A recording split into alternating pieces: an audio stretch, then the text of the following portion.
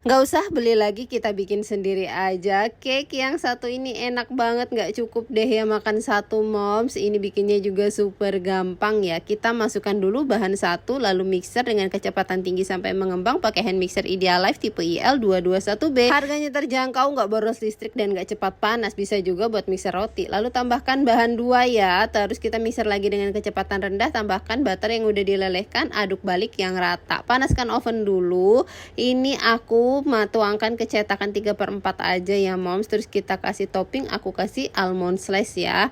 Panaskan oven, aku oven suhunya 180 derajat, api atas bawah kurang lebih 30 menit aja. Ini pakai oven Idealife tipe IL330, kapasitasnya 30 liter, low watt, harganya terjangkau, bisa air fryer, defrost, multifungsi banget ya. Kalian bisa dapatkan di Shopee-nya Idealife. Nah, kalau sudah matang kita angkat, udah siap dinikmatin deh.